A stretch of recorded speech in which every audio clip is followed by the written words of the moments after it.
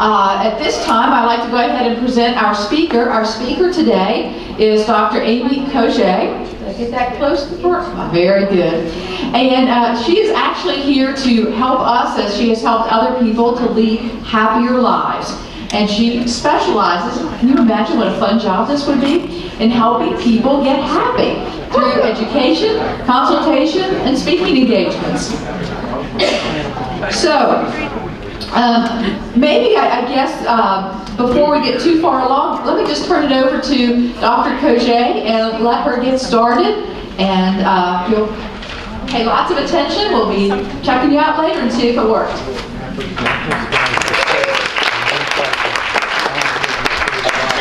Thank you, everyone. I'm really happy to be here with you. I know that your jobs are really important. And when I was asked to come here, I was really touched because I know how important your jobs are. Because you are affecting everybody you look at, talk to, email with on a day-to-day basis at a very high degree. You have decision-making power over somebody else's life. Of course, of consequences of their own doing. However, your decision-making is crucial. And since your decision-making is so crucial, we want to make sure your brain is expanded instead of constricted. You probably would agree with me that if you are stressed out or you're having a bad day at work, it may be more challenging to make clear decisions. Does anyone agree on that? This is not on the okay. I did use a true-false format today because part of positive psychology is to use your strengths. And what is the best strength of a judge? Judging! So I do want to encourage you to participate for the next few hours in our presentation because you'll enjoy it. Mostly everything that I'm presenting is new information in the past 5 to 10 years. So if you have yet to hear about it, that's okay.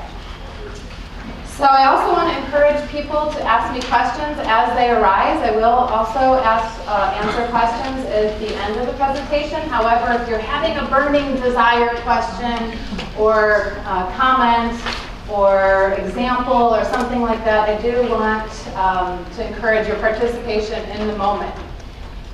Are you good with that? Mm-hmm. Great. Okay, so here's our agenda. So I'm going to present you with some great facts from happiness science. Then I'm going to talk about the types of happiness because it's important that we all are on the same page as far as what does that word mean anyways. 3 is why are we even going to care about happiness in the first place? And then I'm going to be very practical. Nothing I do or say takes more than 5 steps, I feel like. And then 5 is the implementation plan, which is up to you. You can determine if you want to actually use this information in your life or not. Okay, so maybe I gave this one away. This is your first opportunity to use your device. 1 is true, 2 is false. Give you a few moments. We have a 2-hander over here. He's from Lincoln. There should be 2. we always talk about the bunch, right? There being an extra one. They didn't include the right of wish people. Voter frauds everywhere. Okay, stand on that. Okay, are all the votes in? Do you have to point it anywhere? No, I believe you don't have to point it anywhere. Is that true? Yeah. Okay. So here we have this room. Mostly people think that there is a science of happiness. So it's true. There is a science of happiness. It is called positive psychology. And it began with Dr. Martin Seligman, who teaches out of the University of Pennsylvania. He is former American Psychological Association president. And it all began in his garden with his 5-year-old daughter. And his daughter said, "Why are you such a grump, Daddy?" And he said, "Yeah, why am I such a grump?" And he realized that he's been studying depression his whole life. And so he went to the research and found out that there's a 17-to-1 ratio of depression studies to happiness studies. And so he determined that there needs to be greater balance in the area of psychology. So instead of researching what's wrong with people, they started researching what's right with people. And this became formally accepted into the APA in 1998. However, we have really not made a lot of advances in happiness research until about 2005 and on. Okay, and I'm going to be very frank with you. You know, happiness science does have a lot of flaws. For example, it is a new science. You know, think about the first 10 years in cancer research. And think about where we're at now with cancer. So even though happiness science has been born, it still has a long way to go. Also, most of the research that's presented in all the journals are of an undergraduate experience, like most research. However, this is giving our body of knowledge more of an ordinary experience of happiness versus an ideal experience of happiness. So in my work, I've mentored with and studied with people who have sustained happiness for greater than 20 years, which is far from the normal experience of an undergraduate. Third is a real big problem. So some happiness researchers are not even happy themselves. So they're giving, information to us that's problematic. Okay, most happiness research focuses on momentary emotional happiness instead of extended periods of contentment or experiences of joy. Again, 100% of you have actually experienced the normal type of happiness, which I'm going to get into, and less than 1% of the population has experienced the ideal type of happiness. And the measurement of happiness also has a long way to go. I mean, for the most part, the greatest A-list assessment is, are you happy? On a scale of 1 to 10. So again, a long way to go. Also, I do want to mention that this is taught at Harvard, Stanford, and Berkeley. And now to you. Okay, here we go again. Positive psychology is being used in business, economics, education, and healthcare. So now that we have this body of knowledge, it's being disseminated or it's not being disseminated. Go ahead and take a minute to vote. Have you ever heard of it in any other area?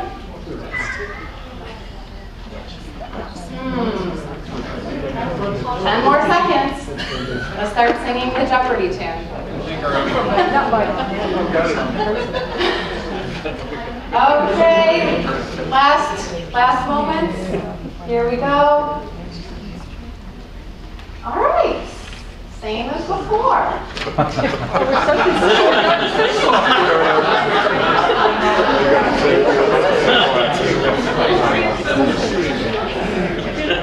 True. Okay, there is a man named Tony Hsieh, who's the CEO of Zappos, which is an online clothing company, and it's a $1 billion company. And what is the #1 value? Happiness.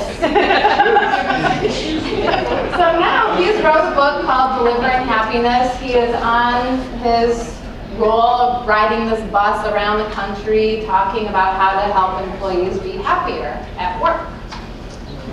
Also, in economics, we're actually talking about gross national happiness at a global scale. Yeah, and West Virginia is the bottom of American happiness. Well, there's a lot of room for improvement here. I'd like to say, though, it's no fault of anybody's because we have never been able to teach happiness before. So now that we have this new knowledge, this new research, we can actually teach it so it becomes simple instead of this idea that it only comes when something good happens. In 2006, the United Nations printed the first world map of happiness. It was introduced, gross national happiness, in a country called Bhutan, and in 1972 by the king there. And since they have adopted gross national happiness, they have a 50% literacy increase, and they have a 19-year longevity increase. and the overall well-being of the country has improved. Again, in our education system, I mean, these are the forerunners. However, probably in the next 10 years, it'll be more readily available in other universities. Right now, I have a program at the Veterans of America hospitals to help with VA recovery. Okay, so here's just some great new research here. International Journal of Management Reviews. Now look at the dates here. Okay, this is 2010. Happiness at work is a measure of individual happiness. Come on. Did they have to really wait till 2010 to figure that out? Okay, now there's evidence that happiness is actually important overall for ourselves and for organizations. And they even go as far to say that we have underestimated the importance of this in a work environment. Okay, here is the big deal, the next one. Harvard Research 2008. Go ahead and circle this one. Okay, think about right now how many people you look at, talk to, email with. Maybe if you're a Facebook user, you use Facebook. Go ahead and write down a number of how many people you interact with in a day. Write it down. Just think about it. It doesn't have to be that accurate, just on average. Go ahead and write it down. The word Facebook has a negative connotation to all of us. Okay, just strike that from the record. Okay, write that down. Take a minute. Really think about it. How many people do you talk to, email with, look at in a day? Now, exponentially multiply that 3 times. So it's 50? 50 times 50 times 50 times 50. And that's how much your bad mood or good mood is spreading. And so it's important that you not only take this happiness thing or less stress thing serious for yourself, think about all of the people that you interact with in a day-to-day. This is huge. Also, it took it into the Journal of Nursing to even say this, that it's important for our health. And even the National Institute of Health says that depression needs to be treated, actually, upon diagnosis of illness. Imagine the decisions that you're making on a day-to-day and how that's impacting the family. Again, this is just the latest research. Okay, here we go. True or false? Research shows experiencing positive emotions can change the brain while aiding in stress relief, depression, bipolar, and schizophrenia. I want to change something. Well, I'm unsure about that. Right It's the side first brain time I've changes used this the mind. technology. It was an excellent. Okay, let's hurry up. 10 more seconds. Okay, I'm going to press the results button.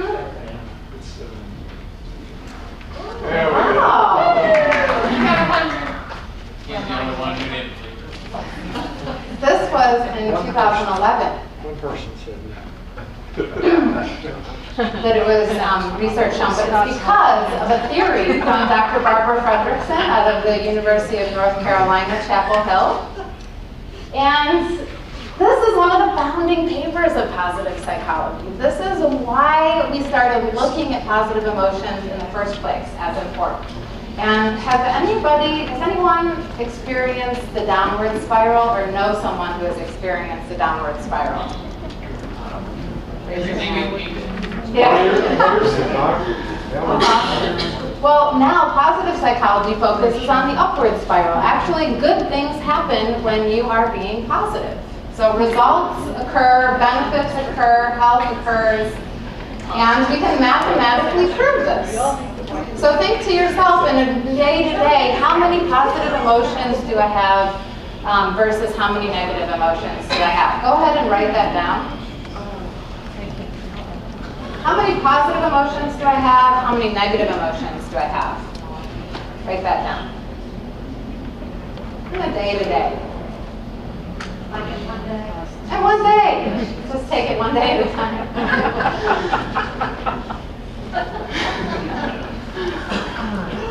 Hormones not included, ladies.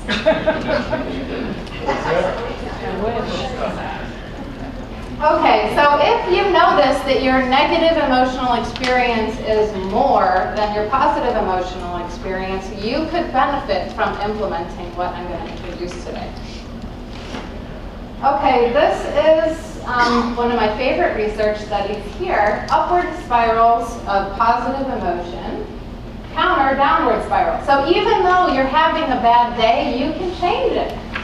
So insights from the broaden and build theory, that's what I was just talking about with Dr. Barbara Fredrickson. Broaden and build theory of positive emotions. So we're broadening the experience of positive emotions and building from there. And it actually changes the brain! Yay! And helps psychopathology. Great! And again, this is new research. If you wanted to know more about positive emotions in the brain, you can read this book here.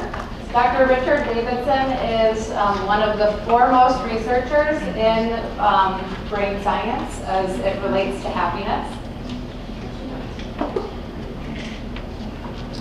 True or false? There are different types of happiness.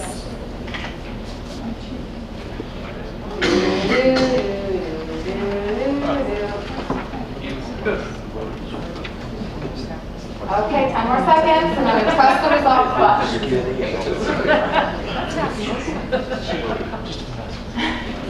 Here we go.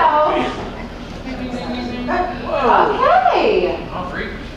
Well, mostly we're in agreement. So here we go. Yeah, that's 101%. West Virginia, somebody voted more than one. Got it. Sorry. Great. So yes, there are different types of happiness. So hedonic happiness occurs when something good happens to us, like we get a raise and we're happy. And then the next thing you know, we are in rush hour traffic in a fight with our mother-in-law. We're angry.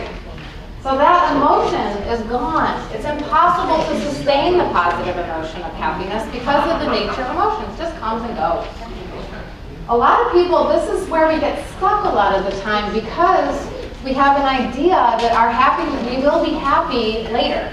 We will be happy when I make a certain amount of money, when I meet the right person, when I drive the right car, when you have this idea of happiness in the future, that is based off of your hedonic experience of happiness.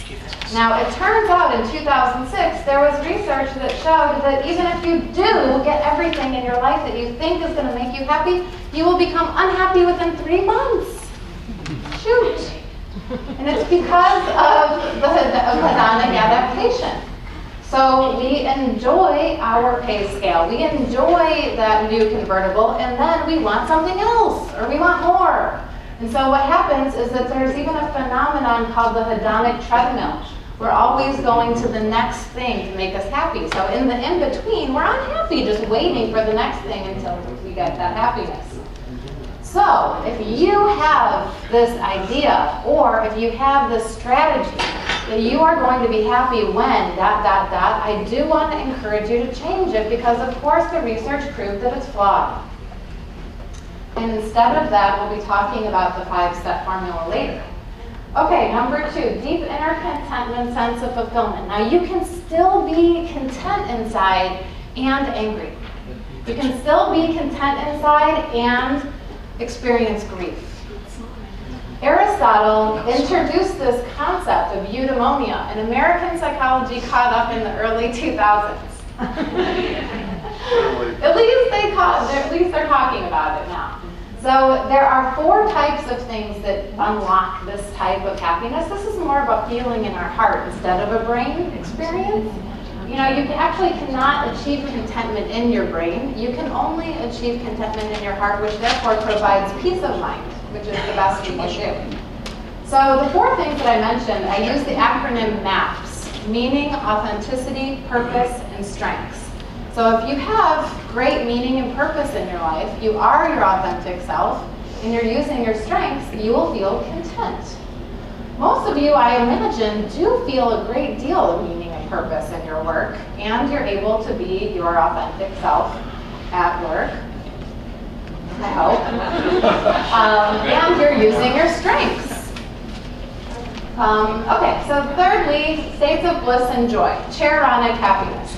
So this is when we have a connection to something greater than ourselves. You might have gone to church or a meditation or something where people are like, "Whoa!" You know, when they're singing at the top of their lungs, they're really blissed out, and that's because they feel a connection to something greater than themselves. And that's called charonic happiness. True or false? Unhappy and stressed out people have more benefits in life than happy people.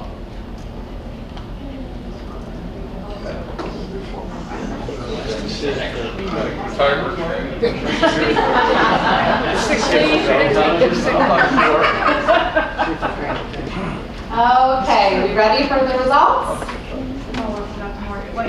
5 more seconds? Okay, now we have the results. All right. 84% think it's false. 16% think unhappy and stressed out people have more benefits. False. Most of you were right. So it turns out that we actually have an optimism center of the brain, believe it or not. That was introduced in 2007. And 50% fewer heart attacks and failures occur in optimistic people. Think to yourself, are you more of an optimist or are you more of a pessimist? I promote realistic optimism, which means that you have a goal that you can achieve, you have identified a pathway to achieve the goal, and you believe in yourself to achieve that goal. So sometimes optimism gets a bad rap. So I just want to be clear that I'm talking about realistic optimism. So in 2005, there was another meta-analysis that showed all of the benefits received by happy people. And this is a 54-page document that talks about empirically based benefits. So here's a summary. Benefits of happy people: recover from illness faster. You have an increased immune system. You have greater pro-social behavior, which means you'll probably open up a door for someone, more likely than someone who's unhappy or stressed out. You will get promoted more often. And you will make more money. And you have more satisfying, better, longer lasting relationships. And on top of that, you live 7 years longer.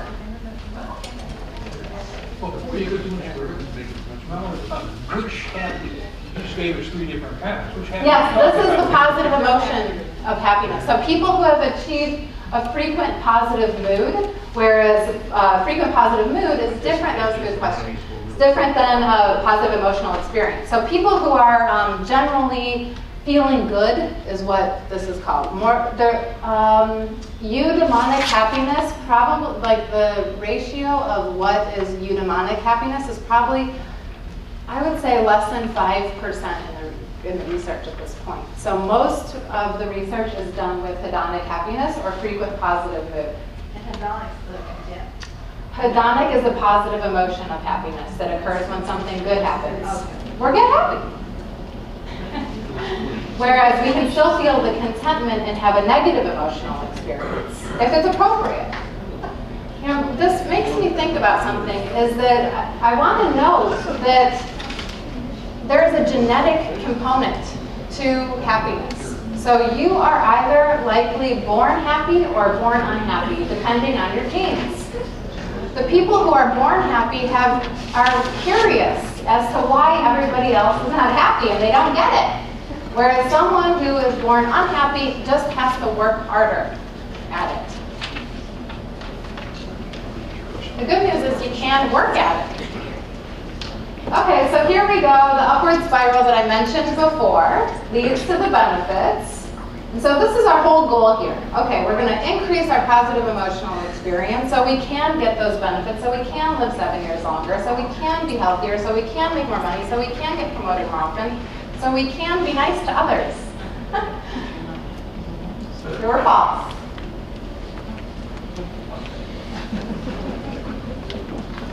Happiness science can be used daily for stress relief. Yes? If you can think about it for yourself, is this more of a general question or for yourself? Well, you just say it. Well, it's more of a self-report, so think about yourself, are you generally feeling blasé on the happiness scale, like day to day, are you like a 5? Or are you like a 10 or a 9 or an 8? Or are you like a 1 or a 2? So if you can just kind of think of your general experience without any outside stimulus, then that will give you an idea. Also, if your parents were unhappy or happy, that would help. Or if your grandparents were unhappy or happy, that would help you. But there's not like a genetic marker in your DNA? There is. They have yet to exactly identify that one right there. Okay, so it's not like a genetic defect that they can pick out of your... I bet in about 5 years they'll be able to figure that out. Good question. Any other questions? Is it the difference in waking up happy every day and waking up kind of pissed before the day ever starts? Yeah. Okay. That's good for you. Any other questions? I love questions, by the way. Okay, are we ready to see the results? Yeah. Happiness science can be used daily for stress relief. True. Okay. True. Dr. Sonia Lubomirsky trained at Harvard and Stanford and is now working at UC Riverside, has done wonderful work in the areas of happiness. And she has this wonderful book called The How of Happiness. It was published in 2008 that I highly recommend. And also she does talk about the genetic component of happiness in this book as well. Again, we're looking for strategies, practical things that people can do that will help you in life. And she has done amazing work on this. Okay, let's get to the good part. Are you ready to learn how to use it? True or false? Okay, so here we go. Yes! I'll get excited for you. Okay, how to practice happiness science daily. True or false? This one is important. You can help someone who is having a bad day at work. True or false? A lot of times people just want to be like, okay. True or false? 5 more seconds. Here we go. The results are in. Yeah. Okay, good. I'm happy to see that. True. Use the AAA. I want to make things easy for you. I want you to think happiness easy. Stress relief easy. The AAA. Go ahead and turn to the person next to you and say, I admire blank, I appreciate blank. And if you want, you can give them a pat on the shoulder.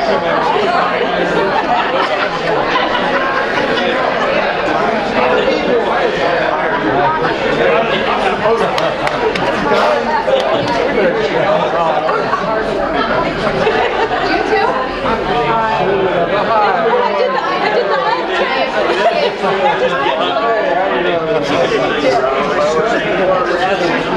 How many people got happiness boost? Raise your hand.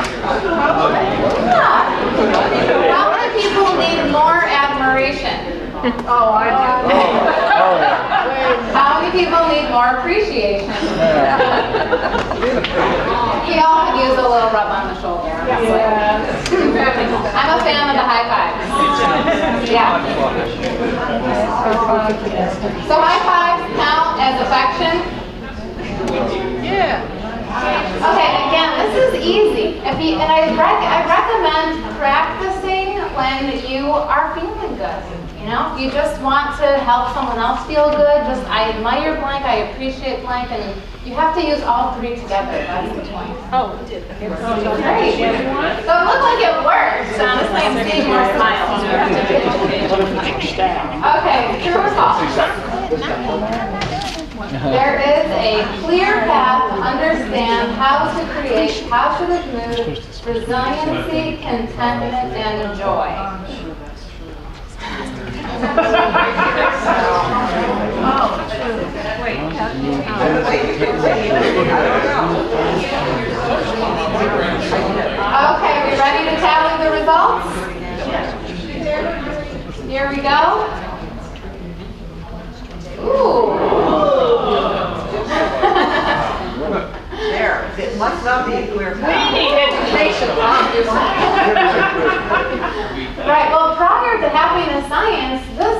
been an enigma.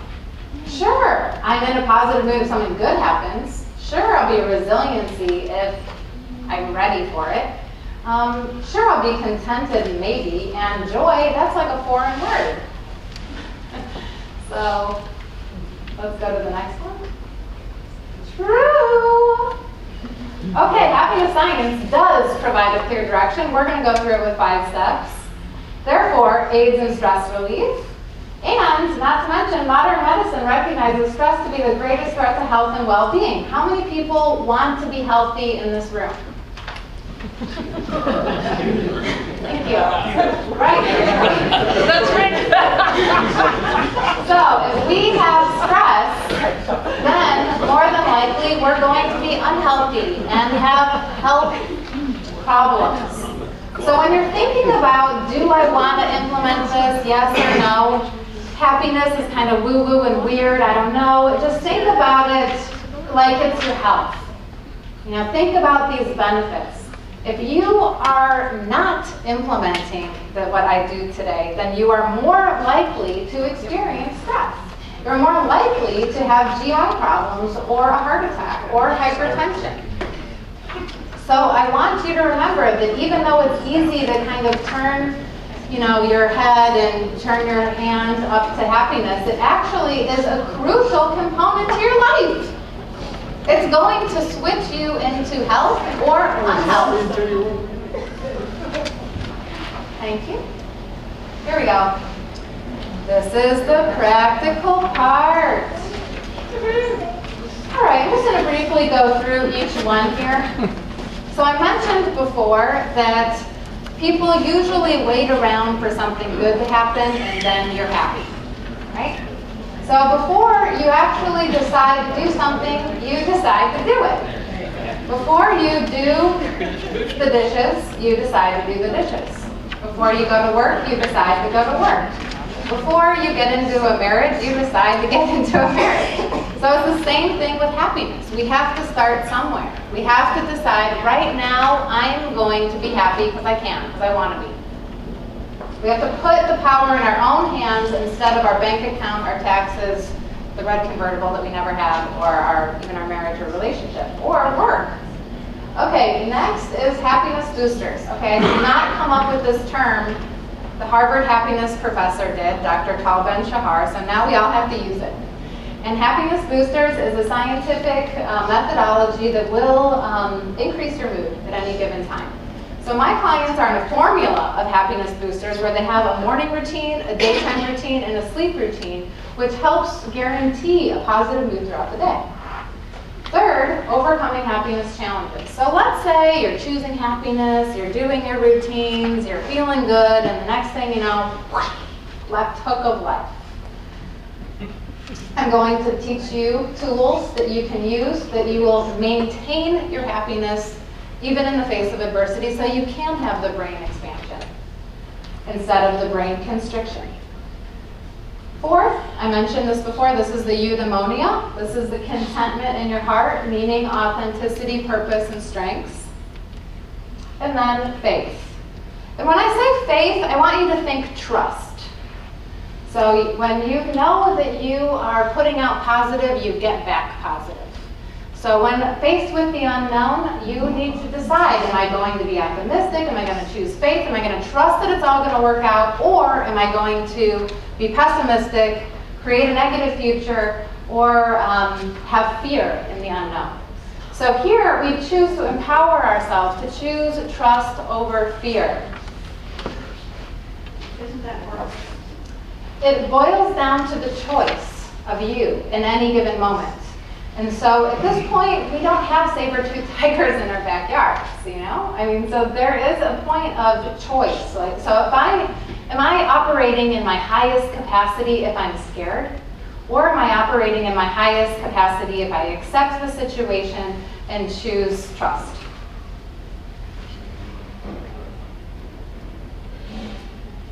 Any other questions?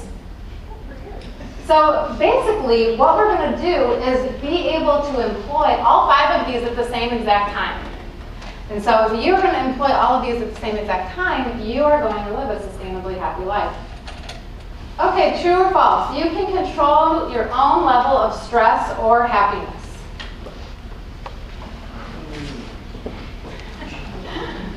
This is giving me great happiness, by the way, having the power in your hands. Okay, 5 more seconds and then we'll see the results.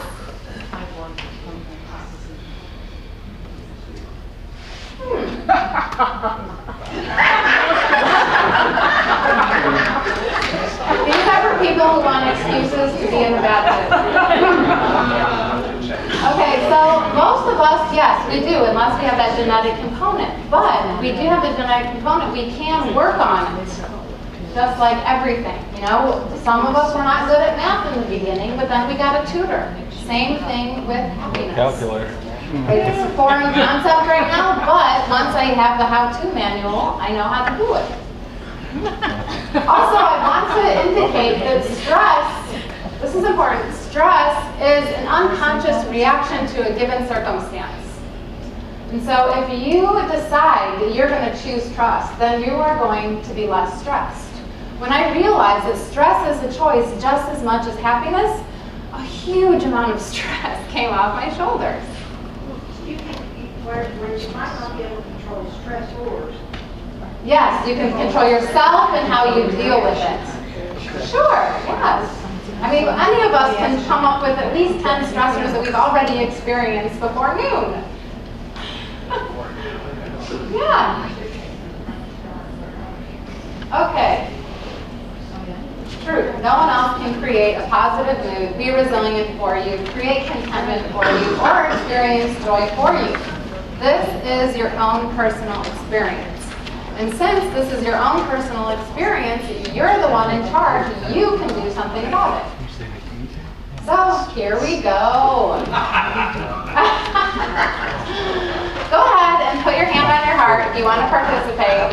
I want you to think about all of those benefits that I talked about. I want you to think about, do I want to put my happiness in my own hands?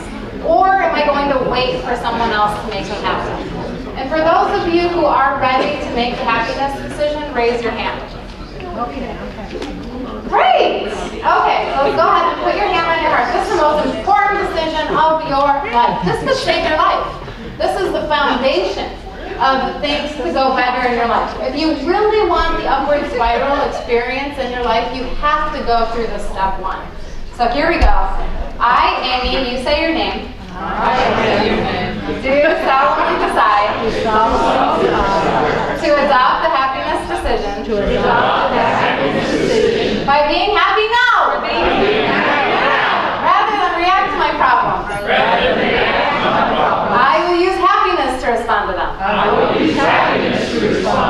Forsaking all negative thoughts. Regardless of circumstances. In all ways I will. Choose happiness. For the rest of my sweet life. High five your neighbor.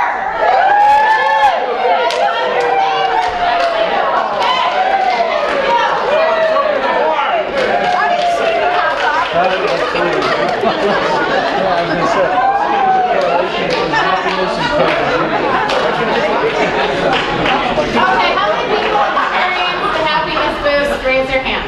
Yeah, it feels good to take ownership of yourself. Now, there are 2 tricks in here, of course. So, here are the tricks. I will use happiness to respond to my problems. I will forsake all negative thoughts. Now, this is the trick right here. And so, this is what we're going to go into in the next few slides. So here we go. By the way, you can sign this. All my clients sign it in red ink and put it on the refrigerator. Maybe you can designate a place in the court. Okay, true or false? There are methods you can use to boost your mood whenever you want. That means shoe shopping. Shoe shopping and apple pie.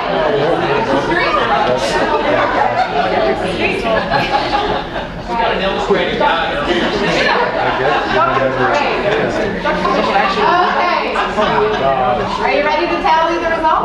booster is happy. You said something. What's the most unhappy profession in the country? The most unhappy profession in the country are lawyers.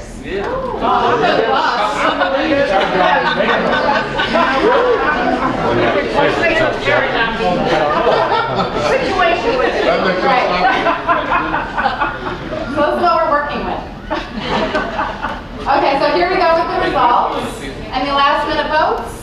Okay, last minute votes are in.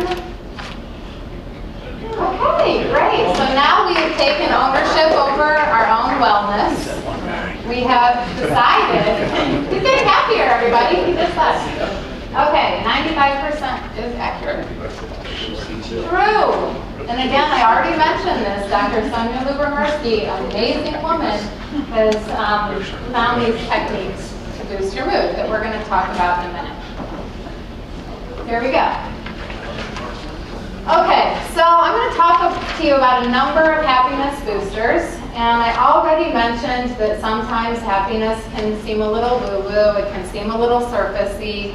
And so what I'm about to talk about on this slide is a positive mood. It's not the deep inner contentment. That takes a little longer, which I will get into. But I'm just looking for a general, overall good feeling with these particular happiness boosters. So the first one is wake up and smile. How many people have woken up on the wrong side of the bed? Yeah. So it turns out that when we put our face into a smile, go ahead and take the corners of your mouth and put them towards your cheekbones. You can do it. I can see your pearly whites from here. So what happens is that our brain triggers serotonin based on the muscular structure of our face. So we don't even have to think ourselves to being happy. All we have to do is walk around the block with a smile on our face and we're going to feel better. So first in the morning, we want the serotonin boost. We want to feel good. It is in our general human makeup to want to feel good instead of want to feel bad. So I am giving you very realistic, very simple things that anyone can do at any time. Wake up and smile. Let's test it out. Here's some laughter. Okay, great. So the next thing is, today is the happiest day of my life. Has anyone in this room heard of Dr. Robert Mueller? Dr. Robert Mueller. He is former Assistant Secretary General of the United Nations for 40 years. He was nominated for the Nobel Peace Prize 19 times. He held the first World Environment Conference. He opened the 2 universities of peace, one in Costa Rica and one in Japan. In his retirement, he wrote a book called Most of All, They Taught Me Happiness, which, as you can imagine, if you are literally on top of the world for your 40-year career, and you say, most of all, they taught me happiness, that's a grand statement. And he taught me the power of intention. And he taught me this because he had an experience in a Nazi death camp where he knew that his happiness was going to save his life. He knew that they could take everything away from him except his happiness. And on the wall, every day, he wrote, "Today is the happiest day of my life." And so, if that man can say it in a Nazi death camp, can you say it? Yes, please, thank you, please, thank you. Okay, so we want to set the intention for today to be the happiest day of your life. Now that your happiness is in your own control, why would you not want to have the happiest day of your life? Also, are you ever going to have the happiest day of your life without setting the intention? Less likely. So, in the morning, you can say, today is the happiest day of my life. Now, if you want to experience what I call happiness bounce back throughout the day, when someone says, how are you? What can you say? Yes! And I got happier because I heard you are having your happiest day of your life. And now this is the happiness activist moment because most people are conditioned to have a reason to be happy, and they're going to say, why? Why is today the happiest day of your life? Did you just get $50,000? Just get a new convertible. And then here you can say, I'm choosing it to be. I'm making it the happiest day of my life. No matter what you do or say, I'm going to be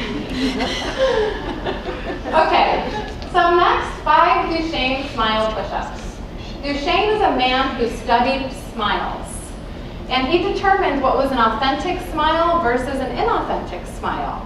And this is probably really important for your job. So you can determine by the crow's feet in your eyes. So what is a Duchenne smile push-up? Go ahead and put your pens down and put one hand on your heart, one hand on your belly, put both feet on the ground. You don't have to participate, but if you do, you'll get happier. Okay, so close your eyes, take a deep breath. And drop your awareness into your heart center. Focus your attention in the area of your heart. Focus on creating an all-loving, all-nurturing, all-accepting, open environment there like you have a child at your chest. When that's been achieved, go ahead and raise your belly hand. Okay, and then put your hand down. Now allow your heartbeat to come through your chest to the palm of your hand. And when you can feel your heartbeat, go ahead and raise your belly hand.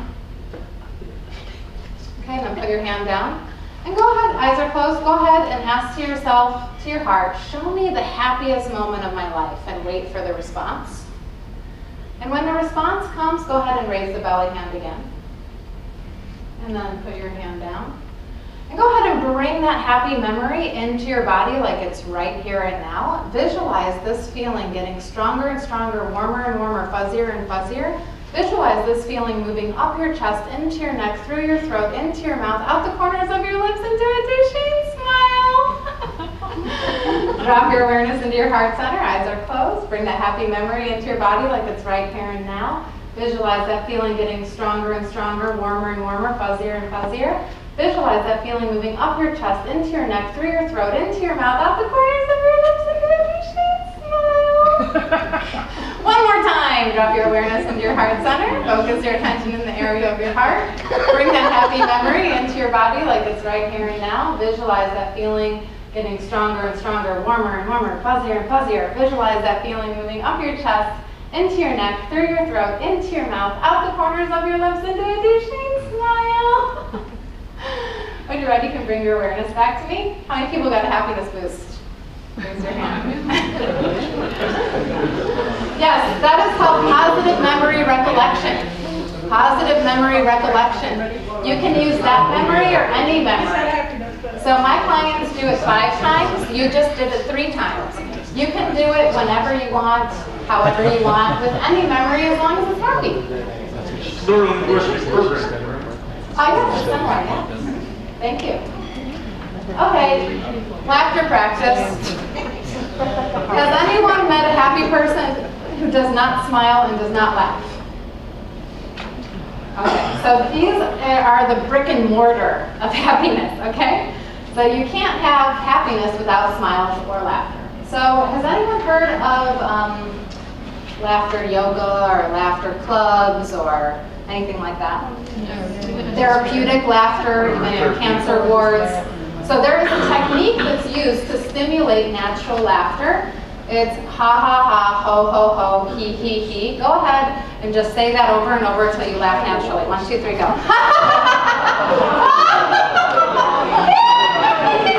Laugh at me.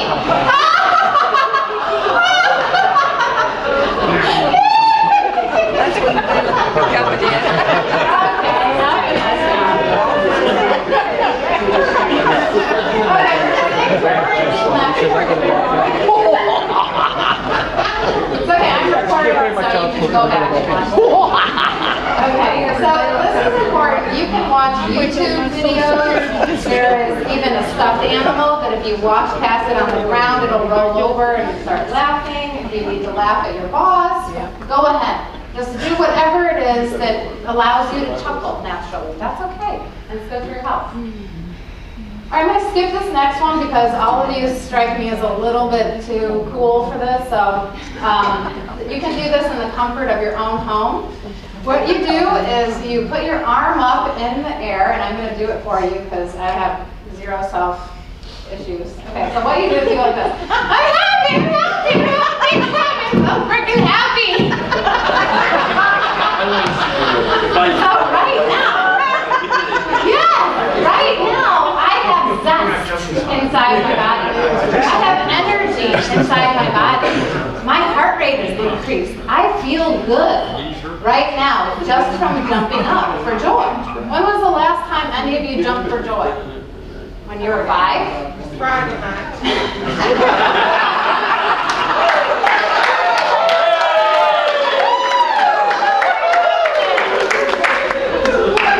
So again, you can try that in the comfort of your own home. Let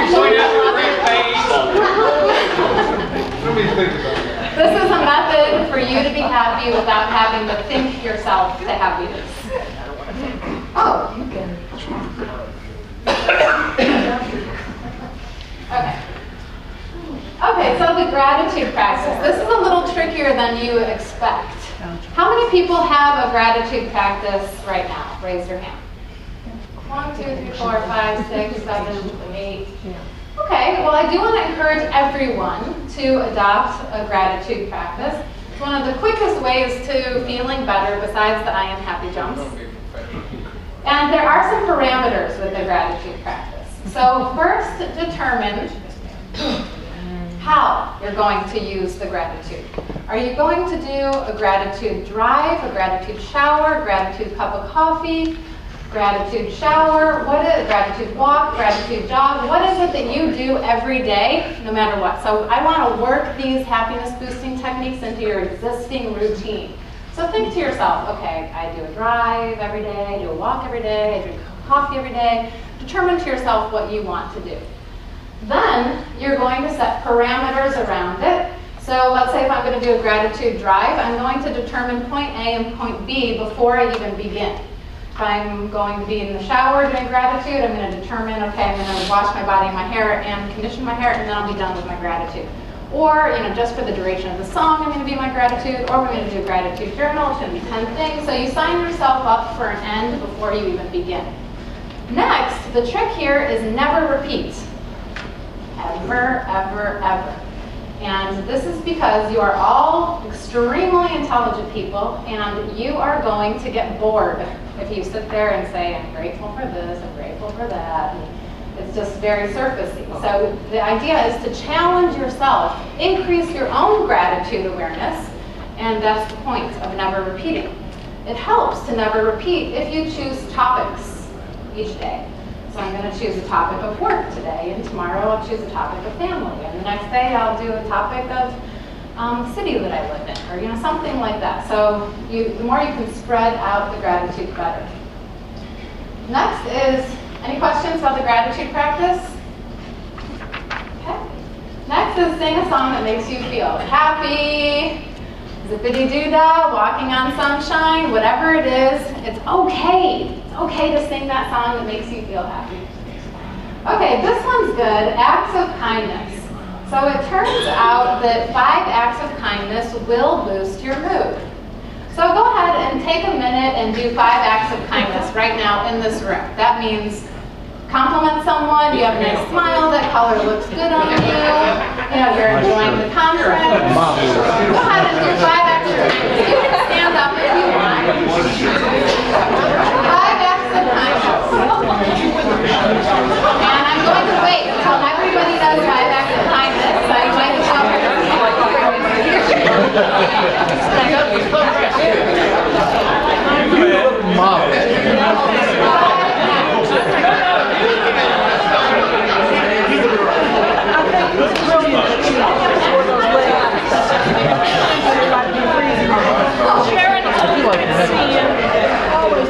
Who knew kindness could make us so happy?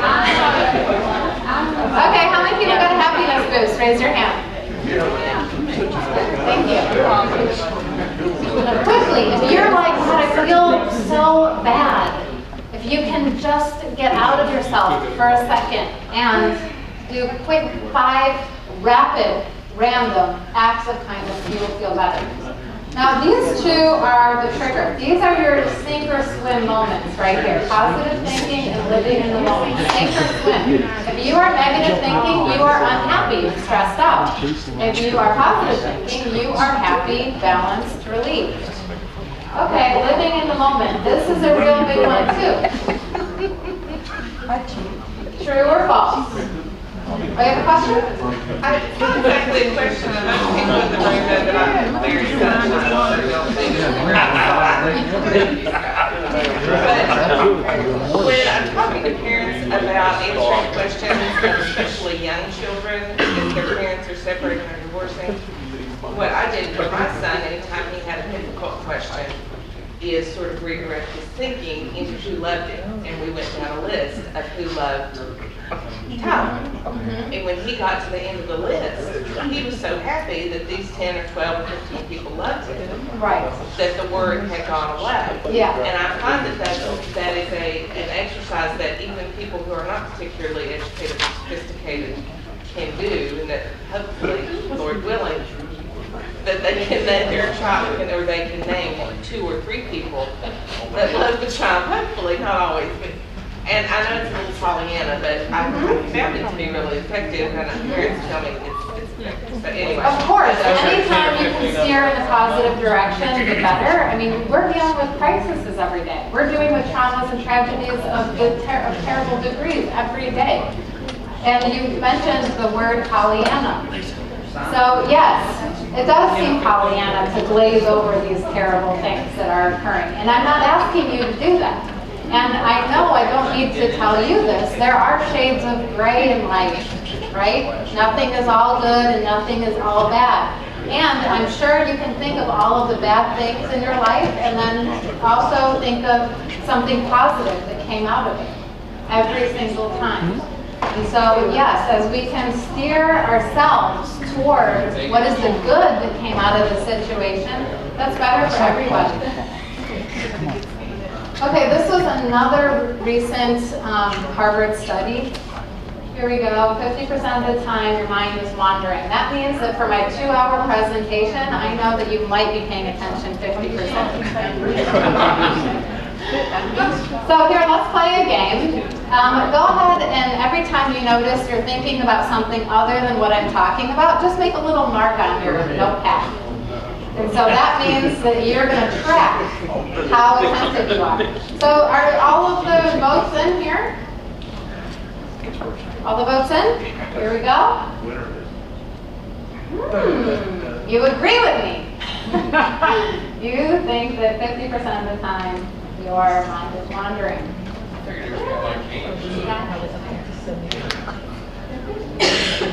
True. 46.9% of waking hours you spend thinking about what is not even going on. And I call this imagination station. Okay, so here we go. A human mind is a wandering mind, and a wandering mind is an unhappy mind. So if you are thinking about something that's not even going on right now, more than likely you are unhappy. The ability to think about what is not happening is a cognitive achievement that comes with an emotional cost. So sure, we're all really smart here. We all can think of A, B, C, and D of what's actually not happening. However, you're signing yourself up for stress and unhappiness every time you do leave the moment. Okay, so here are just some examples of the things that you would be making a mark on your tab about. Contemplating events that happened in the past, might happen in the future, or may never happen at all.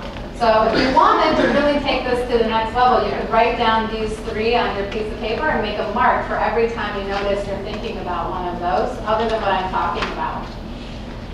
Okay, so mind wandering appears to be the human brain's default mode of operation. Uh-oh, that means some training needs to occur. So without conscious awareness, without understanding, without step-by-step processes, then 50% of the time you're going to be stressed out and unhappy. Naturally. Okay, so I do want to be clear that emotions just don't come out of the air and affect us. They are a product of a thought. So negative events don't create negative emotions. It is your negative thinking about those events that create the negative experience. So let's say I step in something that I wish I didn't step in. Is that going to make me unhappy? I don't know. But I can quickly wipe it off and keep my state of mind. Living in the moment. Okay, this is the best. This is the best. This is going to help you 50% of the time. So 50% of the time you're thinking about something that's not even going on right now, or you can do 50% of the time, use these 5 steps, and I will walk you through them. This is going to be the key to your happiness. If you actually want to live a stress-free life and you really want to be happy, do this. If you forget everything else that I say today and you only do this, you will get results. Okay, so let's go through these 5 steps. Of course, number 1 is realize that you're out of the moment. You have to start somewhere. I acknowledge that I'm thinking about something in the past or the future, what isn't even going on. So number 1 is the realize you're out of the moment. Okay, so the next one is a visualization. We're going to go through all 3, and you're going to determine which one actually makes you the happiest. So I'm going to walk you through all 3, and then we're going to decide at the end. Okay, so close your eyes. I told you it's a visualization, so close your eyes, take a deep breath, and visualize yourself with a fishing rod, and that fishing line is cast far away. And that fishing line is a representation or a symbol of your thoughts that are in the past or the future or imagination station. And then just reel it in back to the here and now. When you can see the end of the fishing line, go ahead and open your eyes. Okay, so that's the fishing line. Now close your eyes and do number 2. Visualize yourself on a beautiful day in a beautiful lake next to a raft. See yourself get on top of the raft and feel the sun's warmth on your body. When you can feel the sun's warmth on your body, open your eyes. So that's number 2. And then number 3, close your eyes again. Visualize yourself next to a fireplace. And when you can feel the fire's warmth on your body, go ahead and open your eyes. Okay, so now determine, are you the fishing line, the raft, or the fireplace? Just circle the one that you are, that you found was the easiest, the most effective, the one that gave you the most enjoyment. So now we're going to go to step 3. Check in with your senses. I'm touching blank, I'm tasting blank, I'm seeing blank, I'm smelling blank, and I'm hearing blank. So here we want to avoid the word feel. We just want a physical experience. So make it easy, make it 1 sentence per sentence. I'm touching blank, I'm tasting blank, I'm seeing blank, I'm smelling blank, I'm hearing blank. You can remember it with 2 T's, 2 S's, and an H. Some people have a hard time. Okay.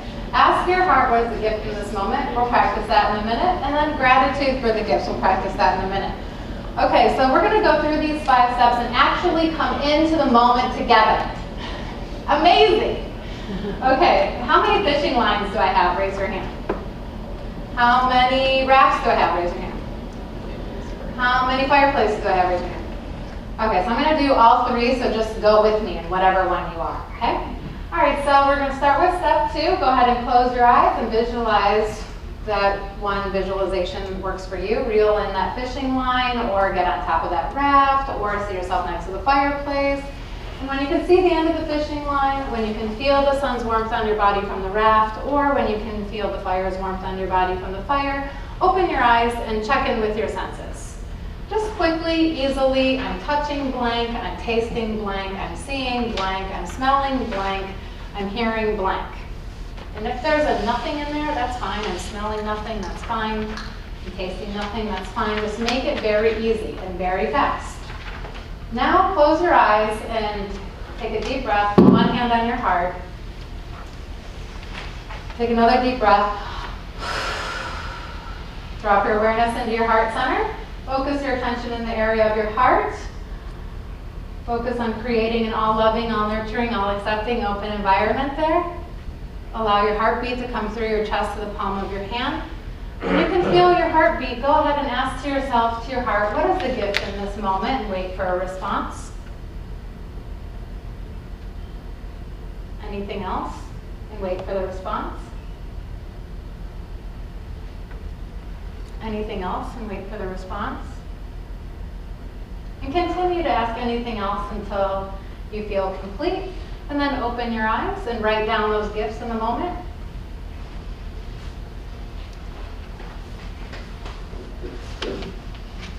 Just quickly. Come on, we only have a moment. My heart has a lot to say. And then we're good. And then we're going to go to the next step here. I am grateful for blank gift because it adds a blank to my life. I'm grateful for blank gift because it adds a blank to my life. Go ahead and tell your neighbor, I am grateful for blank gift because it adds a blank to my life. So we're going to fill in from the heart, from the four. What was your gift? I was actually, I was going to say I was happy for Patty's friendship. Aww. Your gift of Patty's friendship.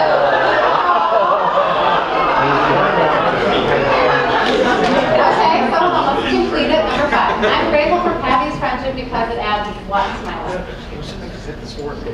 That's another word. That's richness. Yes, say the whole sentence. I'm grateful for Patty's friendship because it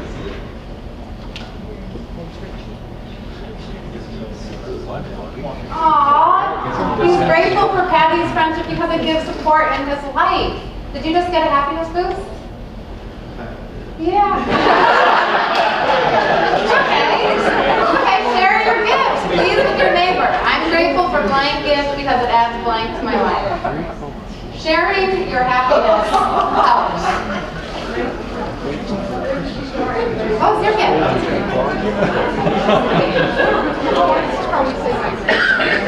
Is that what your heart said?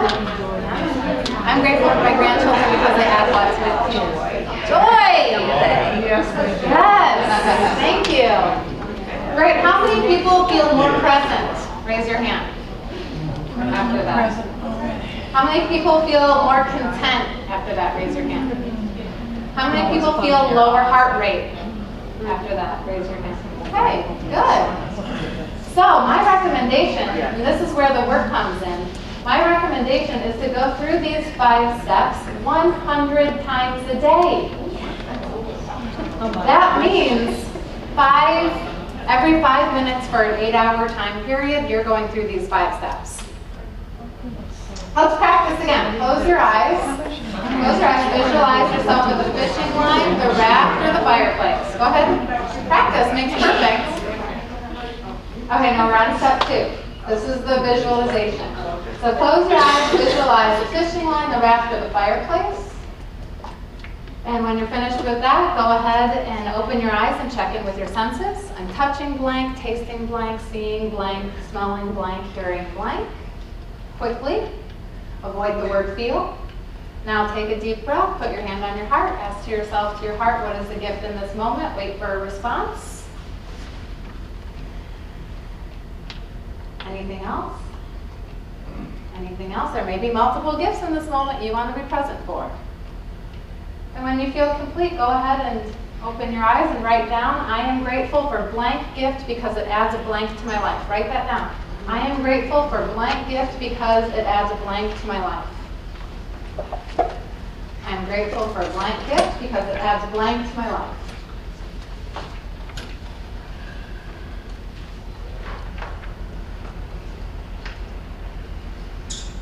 How many people got a different gift than the previous moment? Raise your hand. Yes! Each moment is new! One of my mentors I was talking to about this earlier said the best way to live in this moment is to forget the previous moment. Easier said than done. Well, of course you're going to remember wisdom. However, it's important that you can be present to experience this. You could have lived your whole life with never coming into true gratitude for Patty's friendship. And that would have been, unfortunate. But now you're present in this moment, you're receiving the gifts in this moment, you're expressing gratitude for that. That's the kind of life we want to live. So seriously, everybody, put 5 gold stars on this slide, and the more you can master this, the better your stress will be. True or false? When you can feel good when you're having negative thoughts. True or false? You can feel good when you're having negative thoughts. True or false? Is this rocket science or what? You can feel good if you're having negative thoughts. Are you ready to tally the results? Ready to tally? Okay, here we go. 36% feel good when they're thinking negative.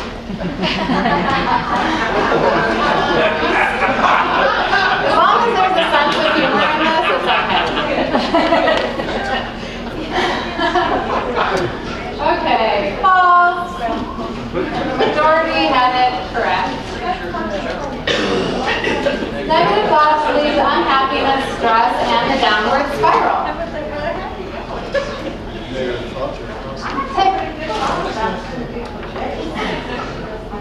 Well, that's not necessarily a negative thought. That is your thing. Yeah. You have a question, sir? I don't. It's may not be good, but as judges, we're put in a position of trying to. You're asked to feel things. Yeah. In terms of what the person's saying, in terms of empathy or sympathy or something like that. Is there maintaining the personal level and the other level, or how do you? Is there a conflict? In those two things? So I just want to repeat your question to ensure I understand accurately. And what I understand is that as a judge, you're asked to feel certain things for empathetic reasons, which is different than your own personal experience of having negative thoughts or positive thoughts and creating your own emotional experience. Is that correct? Yes. Okay, so the more power you have over your own positive thoughts or your own personal experience, actually the better you're going to be at being able to jump into the negative experience with full force and know that you have the positivity support in you no matter what. So you can actually separate. So in this, you're the only one who actually experiences stress. You're the only one who experiences happiness. And so if you can just separate your own personal experience from this, the black robe judge's position and know that this is just part of the job, per se, then it will help you. Does that answer your question? Some people would actually feel fear. Okay, I'm building up all of this positivity, I'm feeling really great. Actually, I don't want to step into that position. I don't want to feel what you want me to feel right now. But the braver you can be with your own personal state, the better you're going to be actually at the empathy of the other person. Because you can separate your personal experience through their experience. Any other questions? Okay, I'm going to just take a minute here and give you a brief psychological understanding. I did not use this in a slide today, but I think it's really important. So just take a couple notes. I'm going to give you a little something on negative thoughts, because sure, it's easy to go from a positive thinker to a negative thinker if you know what you're doing, but if you don't know what you're doing, then it's hard. So when it comes to our psychology, it goes belief-thought-emotion-behavior. Go ahead and write that down. Belief-thought-emotion-behavior. This could also be one of the most important points in the presentation. Belief-thought-emotion-behavior. I've already told you that your emotions don't, or anyone's emotions don't come out of the air. They're created from something. So belief-thought-emotion-behavior. So go ahead and write down your top negative thought. What is the negative thought that you have most frequently? Write that down. You're not going to have to share this with anyone. This is your own personal thing. Your most negative thought. Write that down. And then, so we have belief-thought-emotion-behavior. So we start with the negative thought. When you are thinking that thought, what are you feeling? Unhappiness, stress, frustration, disappointment, anger. What is it? Write that down. Worry, write that down. So we have that thought, and we have that emotion. And let's say, what are you doing? So if you are thinking that thought, you are feeling that emotion, what are you doing? Are you eating a lot? Are you calling in sick to work? Are you yelling at someone? Are you throwing something? What is the behavior that's associated with that thought, that emotion, that behavior? So write that down. You got that? Okay, so now we're going, I want you to think to yourself that negative thought. So just right now, like really get into that negative thought. Think that negative thought right now. Now take a deep breath, eyes are closed, hand on your heart. Drop your awareness into your heart center. Focus your attention in the area of your heart. Allow your heartbeat to come through the rest of the palm of your hand. When you can feel your heartbeat, ask to yourself, to your heart, what is the root belief, and wait for the response. So what is the underlying belief of that thought? And wait for the response. When the response comes, go ahead and challenge it and say, is that the root belief? And wait for the response.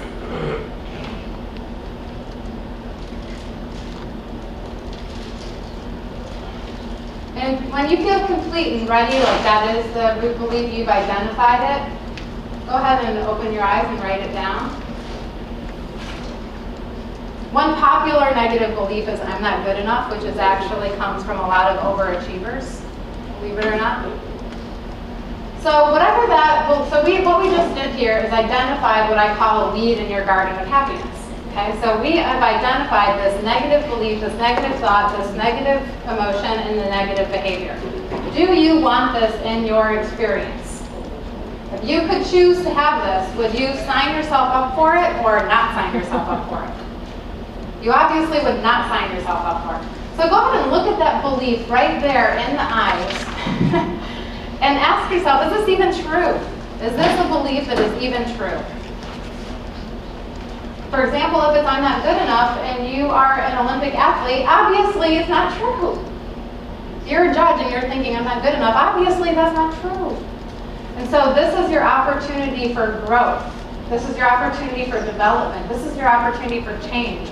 And so this is where the work comes in. So you can say, actually, I'm going to choose a new belief that fosters my upward spiral instead of puts me in the downward spiral. So go ahead and write down the opposite belief. What is the belief that supports your upward spiral? Write it down. Maybe it's, I'm amazing. What is it? What is the belief that you want? And write that down. That is appropriate, that is true. And then write down the thought. So if you are really thinking, I'm amazing, or sorry, believing you're amazing, what would you be thinking? I can do it all. I can do anything. Let's say you're thinking, I can do anything. How are you feeling? Happy, energized, excited, engaged. What is the behavior? I can do anything. I can do it all. Give me 25 million cases in a day. Can handle it. So this is planting the flower. So what is the new flower in your garden of happiness? So now you have to fertilize that flower 5,000 times the amount of times you thought the negative thought. And so what happens is that between the ages of 0 and 6, we have created this belief system that is actually false due to our, small brain. We have ideas of what happened. We're in reaction mode. We are disempowered. We don't know what's happening. And until you actually change your cognitive thinking around belief, dash thought, dash emotion, dash behavior, you are in an unconscious state. Okay, here we go. There it is. It is in the presentation. Here we go. So, if you had 50-50 negative to positive thoughts, remember when I asked you to do your ratio back a little bit ago? Have you ever seen those memo pads from Rite Aid or Walgreens that have the binding on the side, just those small ones that cost $1? So if you want to help yourself transition into a positive thinker, you would get this book. I call it the Inner Colleague Creation Book. So I consider any negative thought or negative self-talk inner critic, and any positive self-talk, positive thought just your inner colleague. So this is what we just did. We weeded out your garden of happiness, belief, thought, emotion, behavior. Can you see how that would be a key to your stress relief? Okay, true or false? You can sustain happiness even when bad things happen.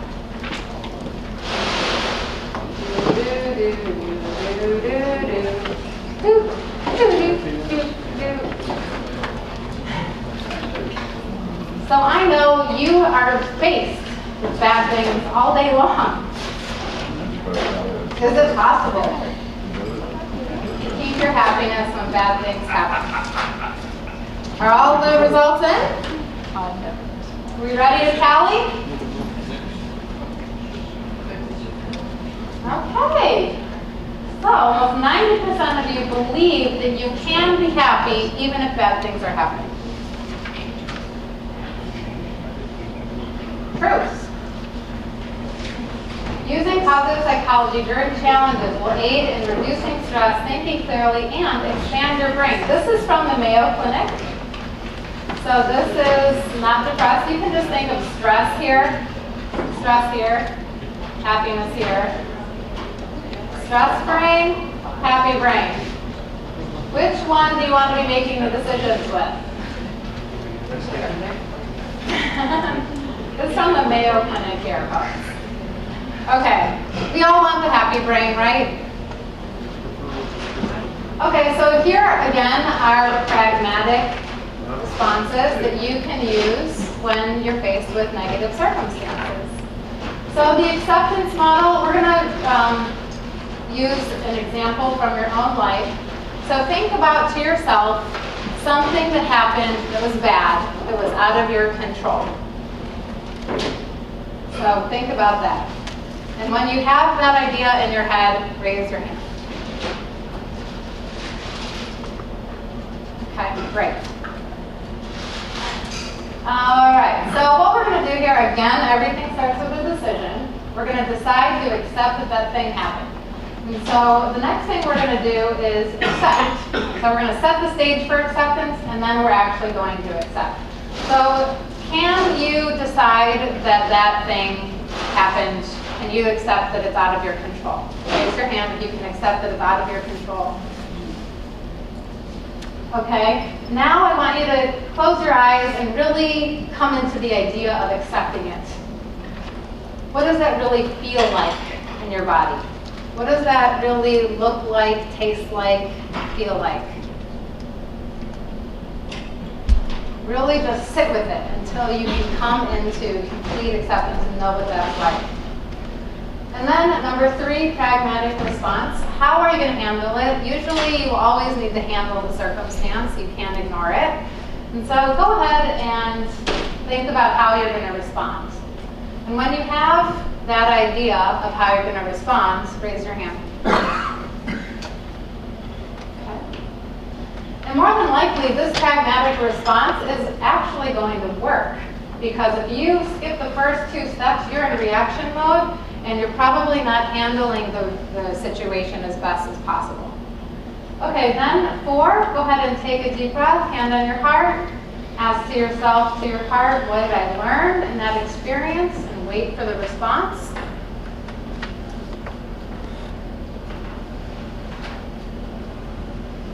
When that response comes, ask anything else.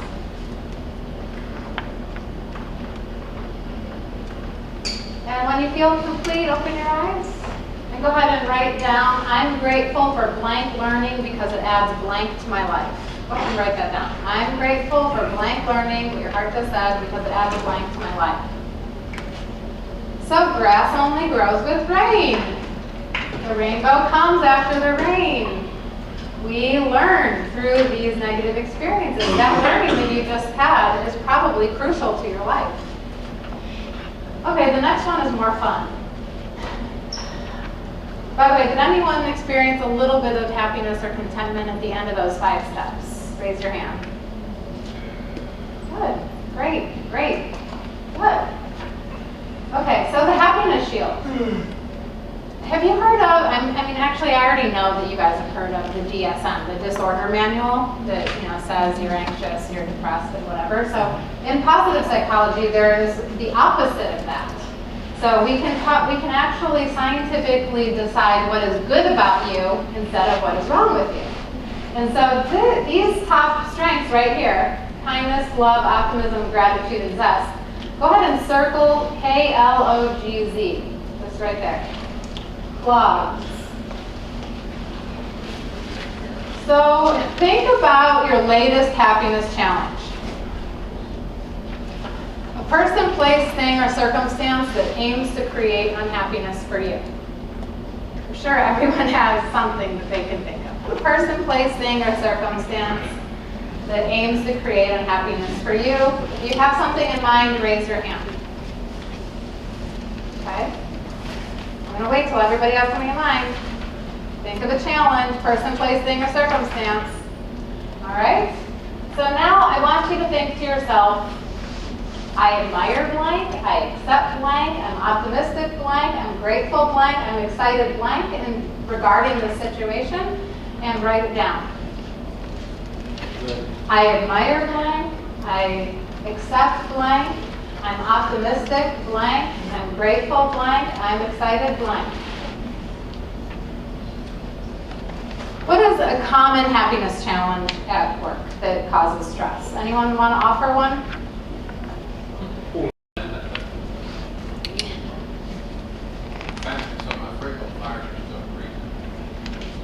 Okay, it's not bad enough.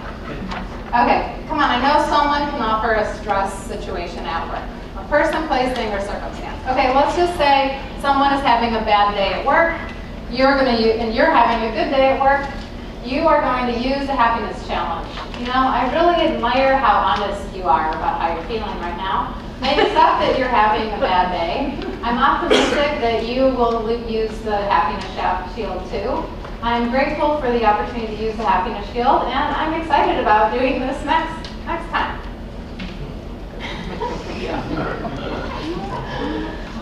Okay, let's practice.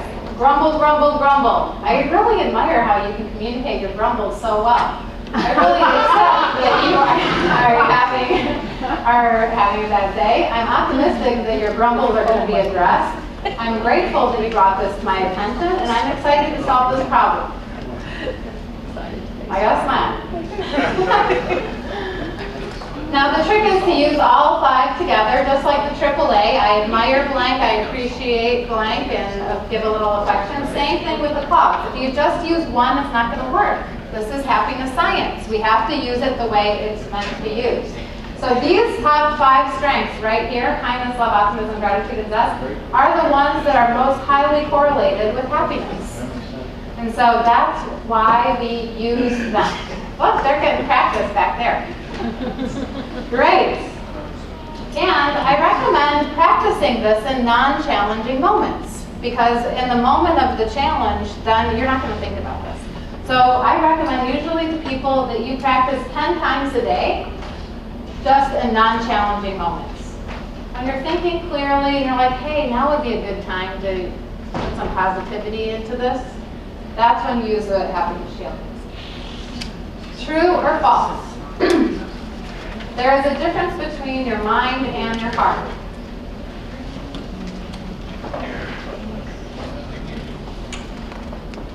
True or false? There is a difference between your mind and your heart.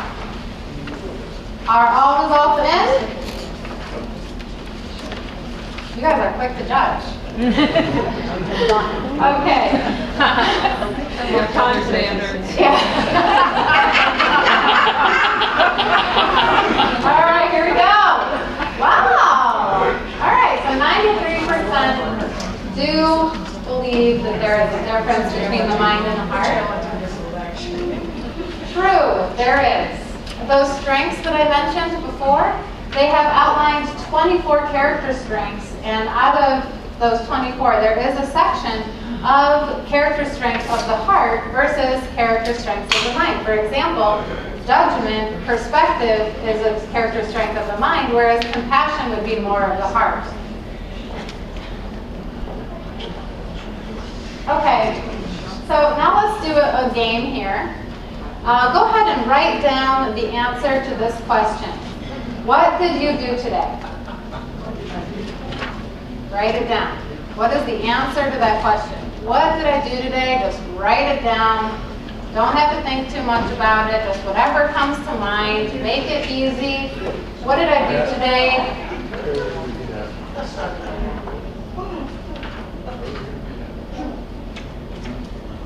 Okay, we're going to wrap that up in about 10 seconds.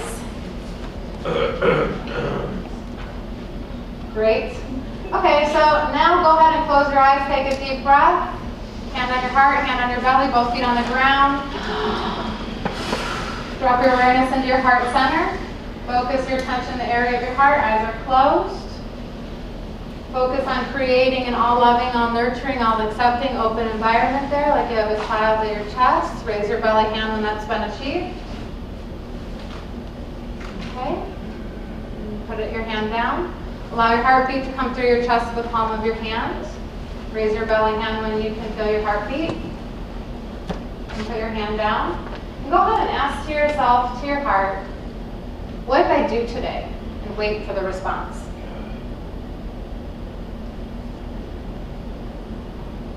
Anything else? Wait for the response. Anything else? And go ahead, when you're ready, open your eyes and write down what your heart just told you.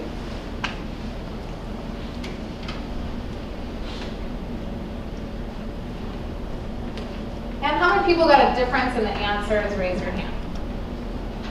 1, 2, 3, 4, 5, 6, 7, 8, 9. Yes, it's true.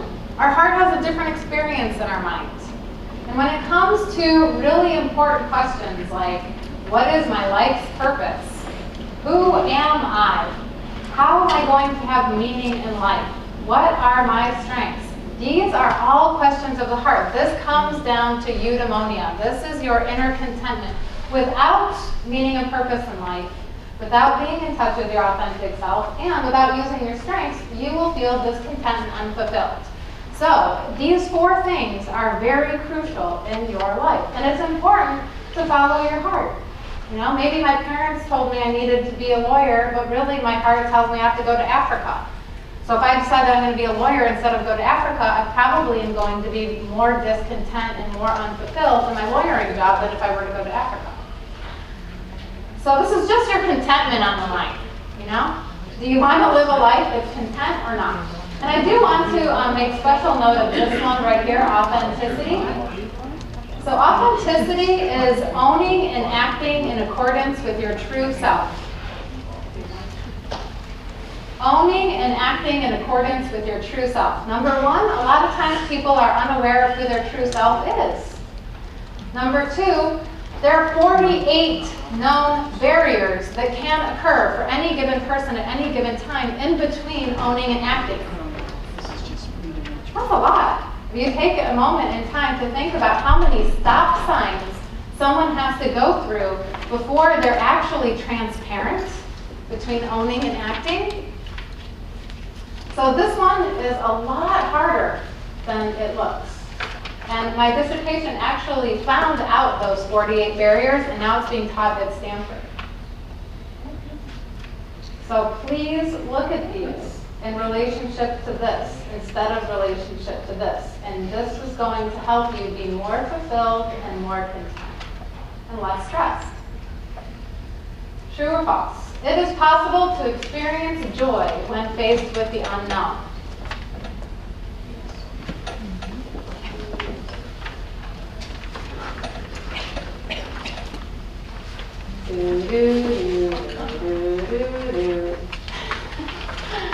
Okay, all results in? You ready? You ready to see the truth? True. Oh, good. 88%. Okay, so think about this. You are going to go home and you're going to be stuck in traffic for 2 hours. Now think about, you're going to drive home and it's going to be easy breezy and you're going to get there in 5 minutes. Which one were you happier with? Yeah, so either I'm going to project a negative future or I'm going to project positive future. And so is that positive future going to be based on faith and trust it's all going to go well? Or am I just setting myself up for more barriers, more stress? So this is important. Here we go, faith equals trust. Again, it just boils down to the choice. All right. Okay, this is the fun part. All of you have a sheet in front of you. It's up to you to decide if you want to do the work to feel better. This is actually how you can implement this process. So if you wanted to experiment with your life, if you wanted to shake it up a little bit, maybe add some pizzazz, add some happiness, add something new to your life, you can go ahead down this checklist from a day-to-day point and ask yourself, am I engaging in happiness science? Am I using this to my own benefit? Do I care about it at all? I mean, maybe you're already happy. Maybe you never have stress ever. And if you never have stress and you're already happy, then throw that away or give it to someone who needs it. But if you do feel like you can go from a 7 to a 10, or if you do think that you could use less stress and more happiness in your life, this is a very practical way to put this next to your desk, next to your bed, wherever you're going to see it, on your refrigerator, wherever you want, to monitor yourself. How many people in this room are good at monitoring yourself? Raise your hand. Okay, that's what I suspect. So since there was very few people that raised your hand, I would like to see a raise of hands of people who are considering implementation. Consider, not decided, but you are considering. Okay, so that is the majority of the room. So since the majority of the room is considering implementation, in your conversations outside of this room, I want to encourage you to ask for what I will call a stress relief buddy or a happiness buddy. Somebody who you can actually talk to and say, did you sing that song today? I didn't. Did you go through those 5 steps 100 times? Man, I only did it once. You know, just something that you can actually talk to about your experience and help each other be accountable for it. Again, this is day to day. If you see yourself actually implementing it and it's helping you, congratulations. Usually it takes people about 90 days of implementation to actually sustain the frequent positive mood. However, you're still going to receive results immediately. Just in this 2 hours, you got a happiness boost multiple times. So think about it. If you do implement it on a day-to-day basis, how much better at work you're going to be, how much of a better mom you're going to be, how much of a better dad you're going to be, how much of a better husband you're going to be. I mean, think about this. Remember, your happiness affects everybody around you. You have a question? Yeah, I mean, it's hard that when you have like a certain name that immediately you kind of get, like, you cringe, you know, or a certain thing that may happen that you're dealing with. Right. Such as judges, and you have, you'll hear one particular name, but this case has been filed again, and they filed another contempt, or like for me, I get a call from the same person that keeps complaining about the same, judge. You immediately, you cringe, you have all these negative thoughts. It's hard to be positive. Right. Well, that's when the tools come in. That's when you have to have right in front of your face at your desk, I admire blank, I accept blank, I'm optimistic blank, I'm grateful blank, I'm excited blank. But what if I don't admire them? There's always something to admire.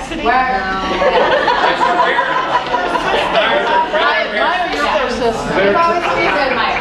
But you have to use the tools. If you don't use the tools, it's never going to work. So, for instance, I could say I admire their persistency. Exactly. Yes, and that can be your. Okay, so the judge calls grumble, grumble. You can reply and say, I admire your persistence. I accept that this is a difficult case. I'm optimistic that we're going to handle this. I'm grateful that you brought it to my attention. I'm excited to do it right now.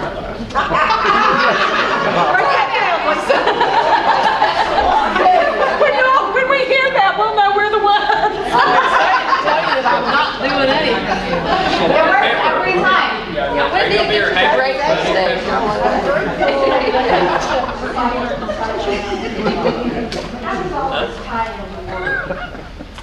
Okay, worry stems from fear, and in our step 5, we replace fear with faith. And worry is stemmed probably from an unconscious negative belief that happened between 0 and 6. Because that's not. No, you need to have faith instead. So every time you notice that you're worrying, just counter it with, I'm going to trust that it's all going to work out. I'm going to have faith that it's all going to work out. And it makes steps towards making it work out.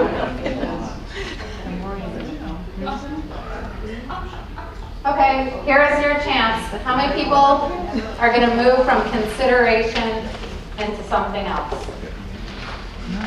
Do you want to implement? Yeah.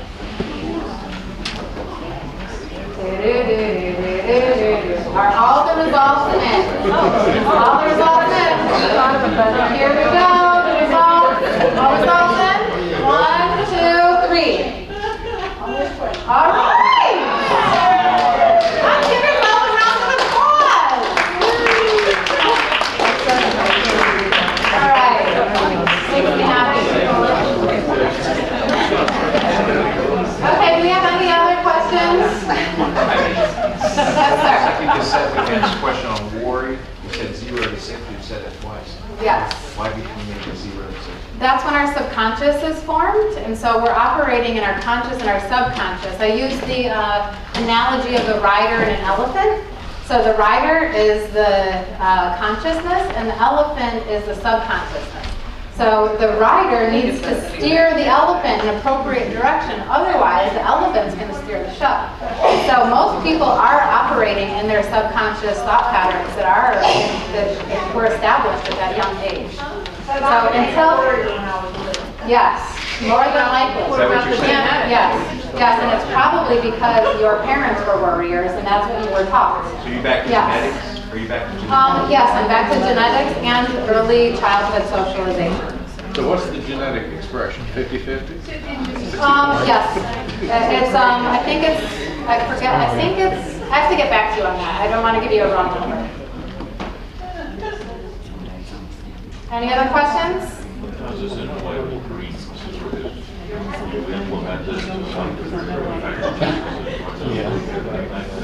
Your dream activity?